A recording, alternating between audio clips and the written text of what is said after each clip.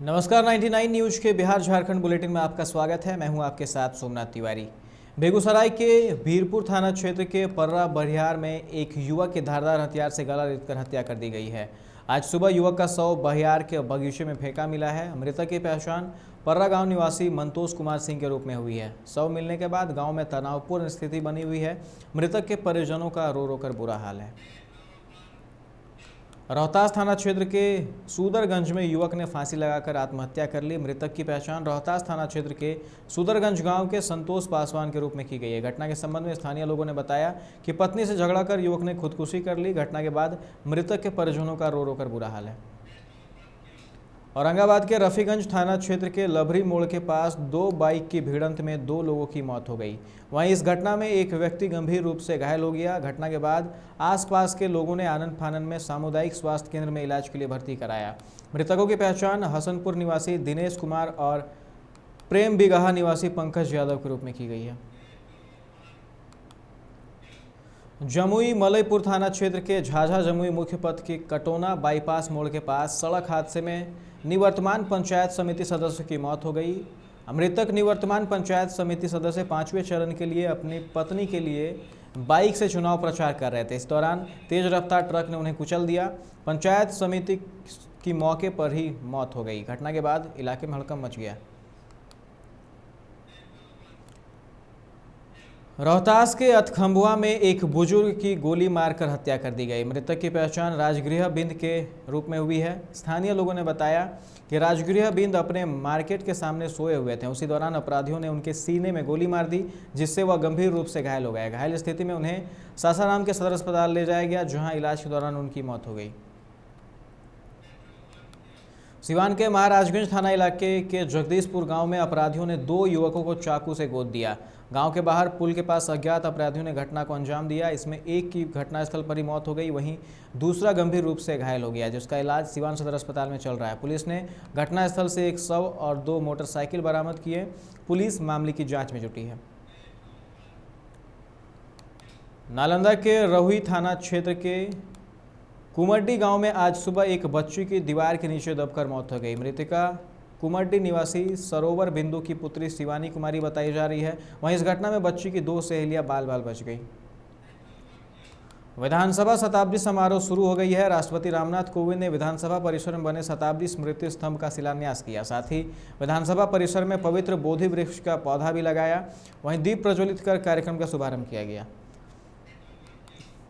पटना के फुलवारी शरीफ ईसापुर में HDFC bank के ATM को राज्य सशस्त्र पुलिस बल के सामने बदमाश उखाड़ कर ले गए। स्कॉर्पियो से आए इन बदमाशों ने थाने से महज 200 मीटर दूर स्थित ATM कक्ष में घुसकर पहले CCTV को तोड़ा, फिर आराम से ATM उखाड़कर भाग निकले। ATM में कितना कैश था, इसका अब तक खुलासा नहीं हो पाया है।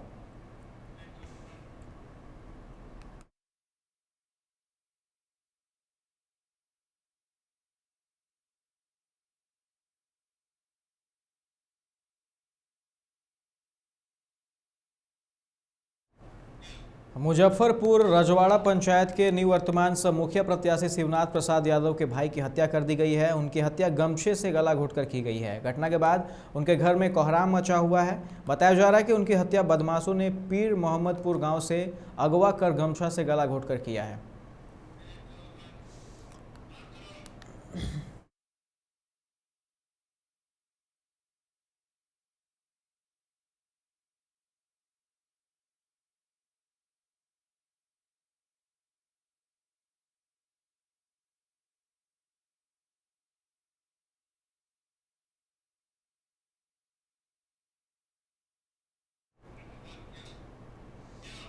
धनबाद बैंक मोड़ थाना क्षेत्र के न्यू मटकुरिया कॉलोनी की एक महिला ने गुरुवार की सुबह अपनी 13 वर्षीय बेटी के अपहरण होने की शिकायत पुलिस से की है। महिला ने पुलिस को बताया कि गुरुवार को अहले सुबह 4 युवक उनके घर आए और उनकी बेटी को जबरन उठाकर ले गए। महिला ने ये भी बताया कि पूर्व से ही पोस्को एक्ट के तहत आरोपी युवकों के खिलाफ मामला चल रहा है।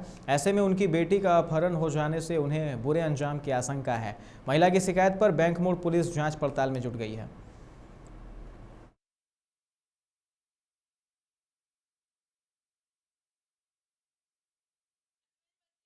नहीं है, कोई लेके चला गया मेरी बेटी को, किडनैप किया है कोई। कौन किया? मेरी छोटी सी बच्ची है। क्या नाम है आपकी बच्ची? मेरी बेटी का सिफा नाम है, सिफा सिफा। कितना बजे हुआ? अभी 12 कंप्लीट की है वो। अच्छा, घर से निकली थी क्या? जी हम लोग सब सोए हुए थे, हमको नहीं पता कौन आया क्या आया, हमको नहीं पता, चुपके से आया, घर से उठा के लेके गया। कौन था वो? हमको नहीं पता, लेकिन इसमें 4 लड़का पहले से जुड़ा हुआ है केस में।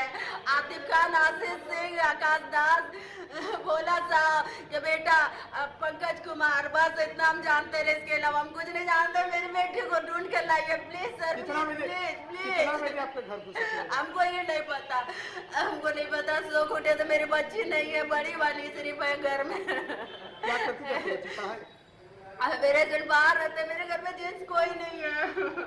अच्छा, तो अभी आप कहाँ पहुँचे हैं? अभी हम बैंक पर थाना आए हुए हैं। पुलिस गई थी ना आपके घर? नहीं, अभी मेरे इतना देर हो गया फोन किए, उतना देर में नहीं पहुंचा। पीछे से पुलिस पहुंचता तो उसमें हम क्या करें। हम सबको खबर किए हैं, थाना प्रभारी को, आयोग को, एसएसपी, डीएसपी को, सबको हम खबर किए। केस चल रहा था क्या आपका? जी पहले से चल रहा है, 3 महीना हो गया केस का, पोस्को एक्ट लगा हुआ था। अच्छा, वो पहले भी कर चुका है? जी छड़खानी? जी। मैं बच्चे को ढूंढ के कहाँ लाई रहते हैं आप? न्यू मुटके रेलवे क्वार्टर में। न्यू मटकुड़िया? अच्छा, शाम को गई।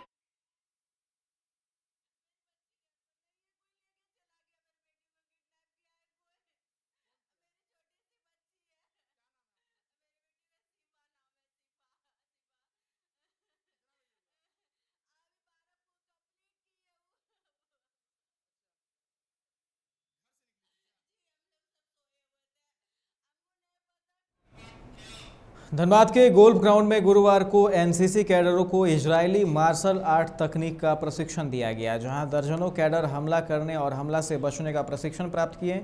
इजरायली मार्शल आर्ट तकनीक से प्रशिक्षित हुए कैडर देश के NSG, SSG, special force, CISF, CRPF में प्रतिनियुक्त होते हैं, जो देश के महत्वपूर्ण प्रतिष्ठान तथा संवेदनशील स्थान और वीवीआईपी हस्तियों की सुरक्षा में अपनी सेवा देते हैं। मौके पर प्रशिक्षक सुरेश कुमार गोप ने बताया कि वह कई सुरक्षा संस्थानों में अपनी सेवा दे चुके हैं।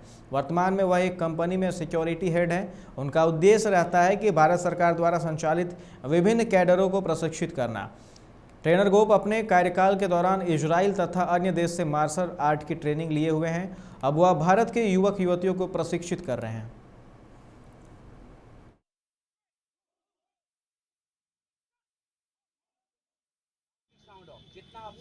के न्यू कैडेट्स हैं, इनको स्पेशल क्राव मागा इजरायली मार्शल आर्ट है, जो कि इंडिया में भारत के प्रधानमंत्री सुरक्षा में लगे हुए कमांडोज को ट्रेनिंग दिया जाता है और एनएसजी के कमांडो को ट्रेनिंग दिया जाता है। आज पूरे भारत में जगह जगह पे जो एलीट कमांडोज ग्रुप है उनको ट्रेनिंग दिया जाता है और आज उसी टैक्टिक्स को इजरायली क्रामागा मार्शल आर्ट को मैं यहाँ पर न्यू कैडेट्स को ट्रेनिंग दे रहा हूँ, जिसमें नाइफ से किस प्रकार अपने आप को बचाना है, वेपन से किस प्रकार अपने आप को बचाना है।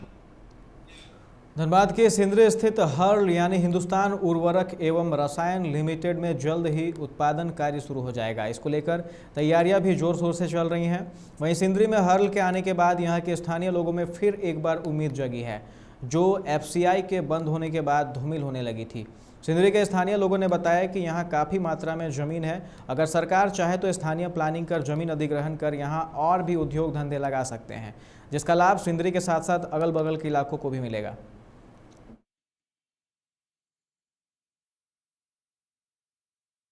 आज इस बात के कारण है कि प्रोजेक्ट हो जाने से हम सबको मिट्टी उट्टी नहीं मिलने लगा। ये जरिया बाजार में तो हम सब प्याली वाली बेच के खा लेते थे और आज ऐसा स्थिति है कि मिट्टी नहीं मिलने के कारण बाल बच्चा भी इधर उधर नौकरी भी करने जाता है, मजदूरी भी करने जाता है, जहाँ तक कि बच्चा लोग भी खटने साथ में चले जाते हैं तो भी पेट नहीं भरने का है। और मिट्टी के रोजगार से पहले हम सब करते रहे, अपना घर में बाल बच्चा रहते रहे, एक जगह पढ़ाई लिखाई सब कुछ करवाते थे। जिसके चलते आज हम सबको इतना तकलीफ है इस जगह पर कि हम सब कह नहीं सकते हैं। और मैंने मट्टी भी लाने जाते हैं तो मैनेजर लोग भी डांट के भगा देता है। दुर्गापुर कुमार पट्टी हुआ निकाह करें। क्या कारण है यहाँ पर? आज जो है कि एक समय था कि यहाँ पूरा कुम्हार काम करता था, आज गिने चुने एक ही दो घर कुम्हार काम कर रहा है, क्या कारण है इसका? इसका कारण ये है कि मट्टी नहीं मिलता है। मट्टी मिलता तो आदमी काम करता है, लेकिन मट्टी नहीं मिलता। जहाँ तक चूना भट्टी में काम करता है, कभी अन्य काम करता है, कभी हाजिरी में खट रहा है। यही चलते आदमी काम छोड़ दिया। सिंदरी में हर्ल के रूप में एक नया खाद कारखाना का स्थापना हो रहा है। प्रोजेक्ट अब लगभग समाप्ति की ओर है और हर्ल के आने से सिंदरी में कुछ चहल पहल बढ़ी है, कुछ रोजगार के अवसर भी बढ़े हैं। उम्मीद है कि आने वाले समय में यहाँ की जो समस्याएं हैं वो हर्ल के द्वारा उसका समाधान किया जाएगा।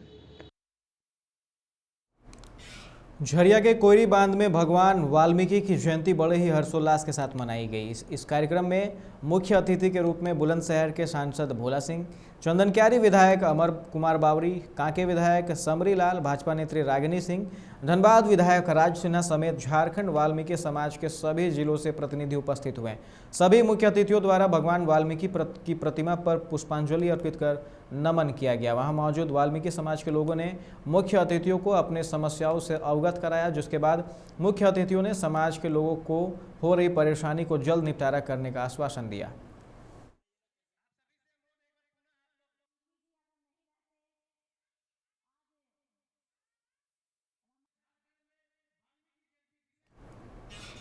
बागमारा में जेएमएम युवा मोर्चा के जिला उपाध्यक्ष कारू यादव का अवैध लोहा लदे ट्रैक्टर को ग्रामीणों ने उनसे छुड़ाने का वायरल वीडियो के बाद जेएमएम युवा मोर्चा के जिला अध्यक्ष गौरव सिंह और सचिव अमित महतो ने कारू यादव के खिलाफ कार्रवाई करते हुए उन्हें पदमुक्त करने का आदेश जारी किया है।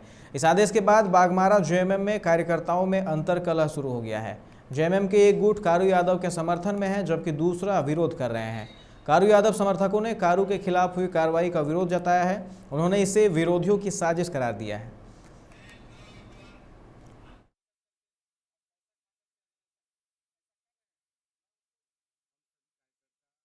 यहाँ पर उपस्थित इसलिए हुए हैं कि कारू यादव जी को बिना कोई नोटिस दिए हुए उनके पद से निष्कासित किए गए, जो सरासर गलत है। उन्हें आरोप तो किसी पर भी लग सकता है। प्रशासन उनका निष्पक्ष जांच करे, जांच करने के बाद जो उचित कार्रवाई होते हैं उनके तहत नोटिस देके उनको कार्रवाई करना चाहिए। आज जो बागमारा में जेएमएम बिखरा हुआ था, उन्हें संगठित करने का एक बहुत ही मजबूत रूप से उभरे हैं कारू यादव जी। आज कारू यादव जी नहीं रहेंगे तो फिर जो है कि जेएमएम जो है बिखरता चला जाएगा। कारू यादव को जो पद निष्कासित किया गया है, पार्टी से नहीं पद से निष्कासित किया गया है जिला उपाध्यक्ष से, हमारे जिला अध्यक्ष गौरव सिंह और जिला सचिव अमित महतो द्वारा, जो हमारे पत्र के माध्यम से हमारे व्हाट्सएप में भी आया है। ये जो किया न्याय संगत नहीं है, क्योंकि इसको निष्कासित करने से पहले वेरीफाई होना चाहिए, पहले समझना चाहिए, बुझना चाहिए कि ये सच है कि झूठ है घटना। श्री कारू यादव जी को पद निष्कासित किया गया है बगैर कारण बताओ नोटिस दिए हुए। अगर पद निष्कासित ही करना था तो कारण बताओ नोटिस जारी करते। संतोषजनक अगर टिप्पणी नहीं मिलती या संतोषजनक ये नहीं किया जाता तो ये किया जाता है, उसको पद निष्कासित नहीं किया जाता है। और मेरा कहना है कि जो भ्रष्ट लोग ये विपक्ष से मिली भगत करके पैसा खा करके ऐसा तुगलकी फरमान जारी करते हैं, उनके खिलाफ हम लोग माननीय दिसुम गुरु शिबू सोरेन जी से मिलने का काम करेंगे और उनके प्रति उनका शिकायत करेंगे और उनको उनके पद से निष्कासित करने का मांग करें। गिरिडीह के मुफस्सिल थाना क्षेत्र के महेशपुर, पहाड़पुर, कुसंभा की महिलाओं के साथ दुर्गा पूजा के विजयदशमी की रात बिरनी में अभद्र व्यवहार के खिलाफ लोगों ने प्रदर्शन किया।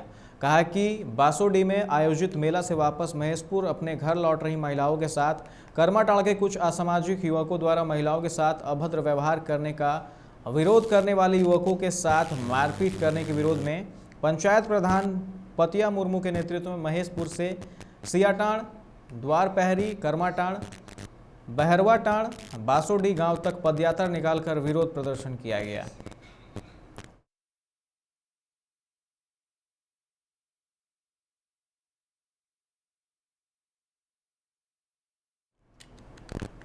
गांवा सतगांवा मुख्य पथ के सीमावर्ती क्षेत्र से हाथियों की एक झुंड गांव की ओर प्रवेश कर गया है। इससे ग्रामीणों में दहशत का माहौल बन गया है। हाथियों के एक झुंड ने केंदुआडी और मंझने में फसलों को नुकसान पहुंचाया है। इसके अलावा 4 डीजल पंप सेट को भी क्षतिग्रस्त किया गया है।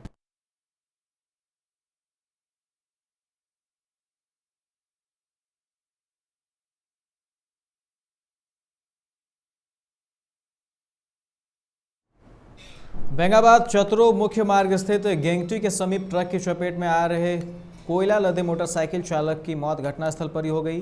ट्रक चालक वाहन छोड़कर फरार हो गया। पुलिस ने शव को पोस्टमार्टम के लिए भेज दिया और ट्रक को जब्त कर लिया है। गांडी थाना क्षेत्र के कछेल निवासी 22 वर्षीय अनवर मोटरसाइकिल में कोयला लादकर बिहार के चकाई ले जा रहा था।